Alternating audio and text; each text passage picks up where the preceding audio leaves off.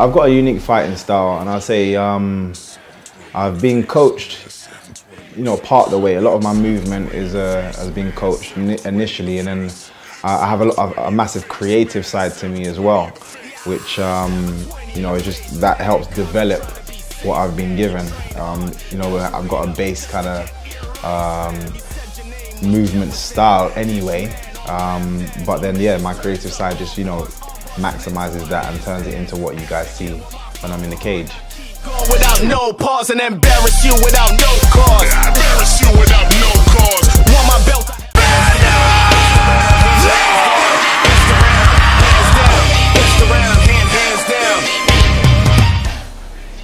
My hands down style was developed from a sport called freestyle kickboxing. Now, the style itself, you know, I'd say 90%, maybe more, of the people that participate in freestyle kickboxing naturally adopt this kind of style because it's very long range. We're comfortable with having our hands down, and we're bouncing on our toes a lot. It's about, you know, hitting first and not being hit. So we dive forward a lot, which are blitzes and stuff. But that's where it's kind of developed from. So it's not just you know, something I've created myself. It's something that you'll see if you go and watch freestyle kickboxing.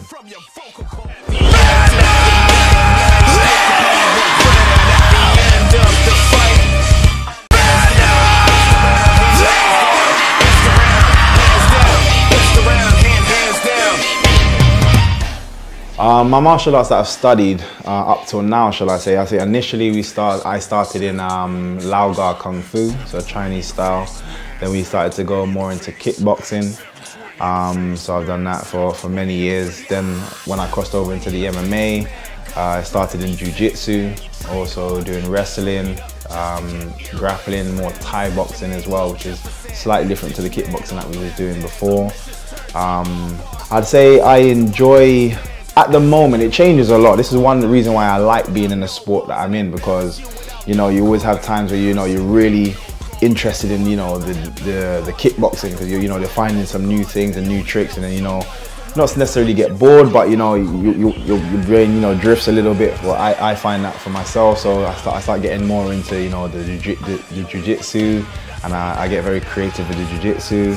I think at the moment I'm really enjoying the wrestling. Like, I really enjoy just learning how to manipulate someone from their feet to the floor, and also how to defend someone doing that against me. And I think it's an important part of what I need to learn anyway. So, but massively enjoying the wrestling at the moment. Born to fight, let the battle begin. 'Cause every time I step in the ring, it's on. I'm getting the win. I'm giving a spin kick, hit to the victim.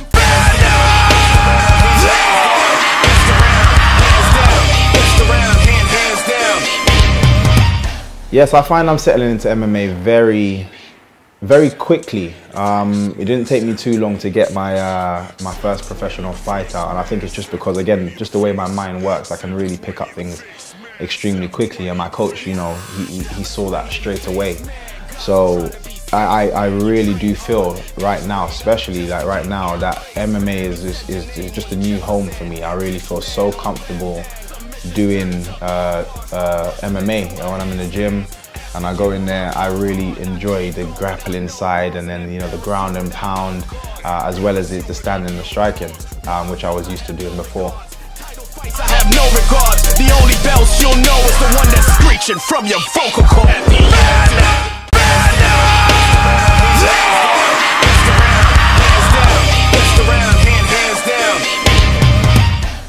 The things I had to focus on before I actually, you know, stepped into professional MMA was mainly the grappling, because it was something that I had never done before and had no understanding of.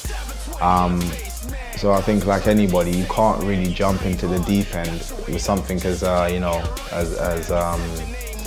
as shall I say, you know, detailed as MMA, because if you go into something like that and you know, you're not prepared for it, you can get hurt.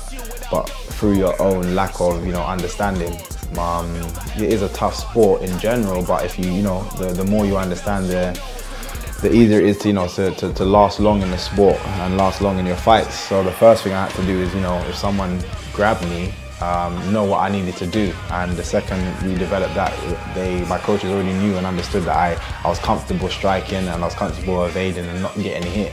That was my thing. But if someone grabbed me, I needed to know straight away what, you know, the steps I needed to take to, you know, to continue being on my feet and doing what I do best. 720 in the face, man. Born to fight, let the battle begin, 'cause every time I step in the ring, it's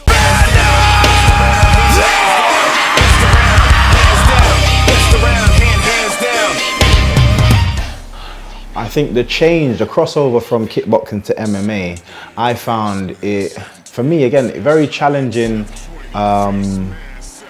mentally, as in you really need to open your mind and become a beginner again, which I was well prepared to do, but I think it would be a struggle if you don't have the correct mindset. Because I was at the top of my my game in the kickboxing, it's hard to, you know, have to take a massive leap back and then start from the beginning and go and then start building forward again.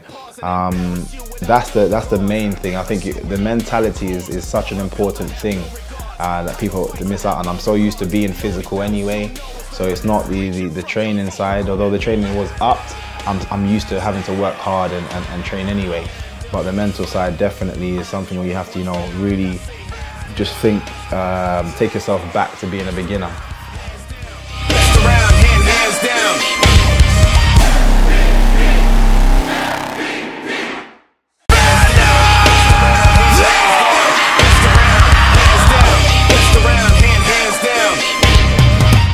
My favorite all-time fighter, I like him because of the way he choreographs his fight scenes, and he is a movie star.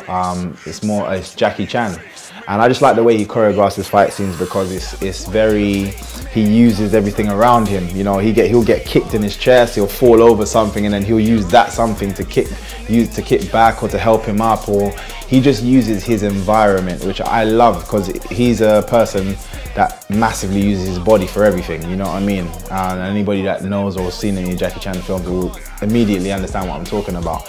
You know, he's climbing on this, he's jumping over that, he's sliding, and I just love, again, I'm a massive fan of body movement, and I can watch his films and I'll be entertained like for hours. I'm the only one found, I say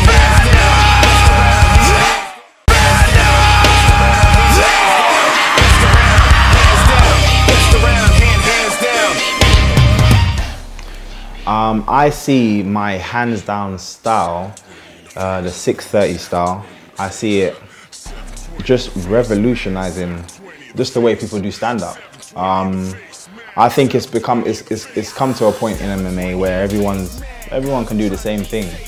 Everyone's got, you know, specific moves and stuff that they're really good at, but in general, everybody can do the same thing. This is why you're finding not so many people, you know, spending too much time on the floor, which is great. Like, because they're so, you know, comfortable kind of battling each other and, you know, defending each other, shall I say, they end up back on their feet. But then the striking side is not as creative, shall I say. And I think my style will force people into being a lot more creative, because not only is it effective, it also, you know, I think people like to watch it. I think people like to see it, and it's funny because the people that don't necessarily like the style still want to watch it just to see something defeat that style. So either way, it draws a lot of attention, and I think a lot of people will start adopting a more creative, a more exciting stand-up style, and that's what the 630 is going to bring.